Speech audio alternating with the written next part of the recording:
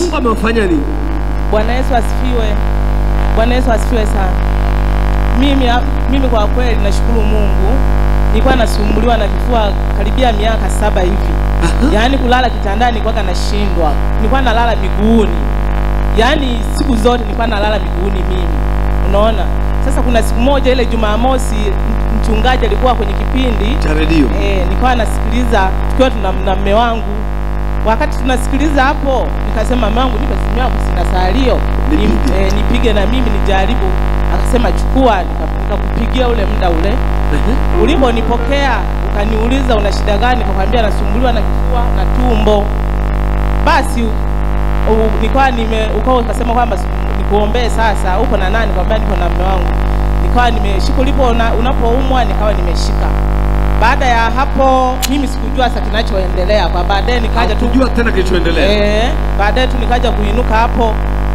Basi ikawa tu imeisha hivyo. Baadaye kesho yake nikamwambia wewe usiku nikamwambiaje mume wangu kesho inatakiwa tuende kanisani. Akasema haya tutaenda. Basi asubuhi nimejiandaa hapo nikaja kanisani. Sasa tumefika kanisani nilikuwa mimi nimekaa kule yeye akawa amekaa huku. Baada ya hapo nikaona tu ananijia ndio kaniombea na hapo. Yaani kuanzia siku ile Jumapili mpaka leo sijawahi kusikia kifua chochote. My God. Alisema nilipokuwa naomba, nilipoanza kuomba kwenye radio hajui kilichoendelea. Eti nilipoanza kuomba, nini kiliendelea? Shtuka tu naona anadondoka. Anadondoka nyumbani. Anadondoka nyumbani. Baada ya kudondoka, nikasogea kumsaidia pale. Bila simu ilidondoka. Na simu ilidondoka. Wewe ukawa bado unafanyaje? Unaongea. Ninaongea kwenye simu iliyodondoka. Iliyodondoka. Baadaye ukasema shika simu. Nani uko na nani hapo? Ndio nikashika ile simu. Niliposhika ile simu ndio nikaanza kuzungumza na wewe. Ukaniambia amedondoka. Nikakwambia amedondoka.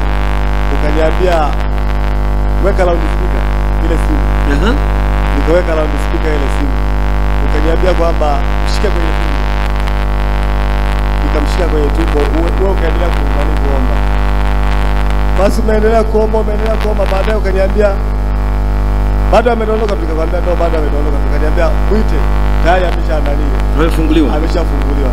Nikamuita akainuka. Akaniambia kesho asubuhi uje kanisani. Ndio kesho asubuhi nikaja kanisani. Sasa hivi mke wako umepona kabisa. Hilo tatizo silioni kabisa. Hebu sema halionekani tena. Halionekani tena. Yaani giza limeshatoweka, mtu ameshakuja kwenye nuru. Giza halionekani tena. Na giza lako halitaonekana tena. Yes. Ndio hivyo sasa nitaenda kuwashuhudia kwa kweli, yani hata mimi mwenyewe nilikuwa siamini. Maana kwa uganga nimeshaenda mpaka nikaambiwa nitoe 250,000. Tukaendelea hivyo hivyo.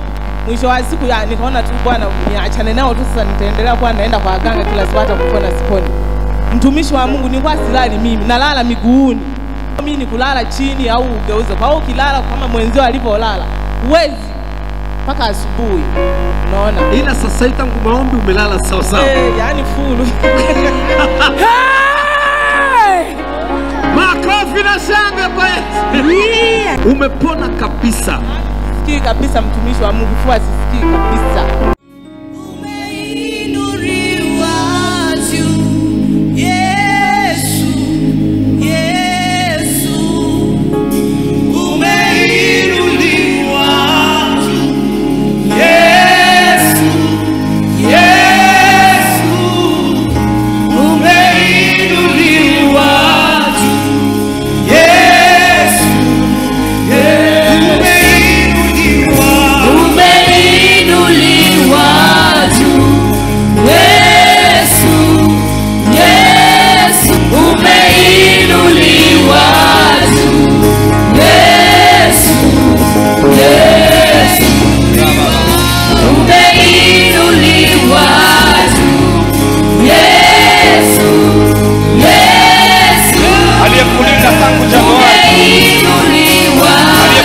Tangu Januari, aliyekuongoza tangu Januari.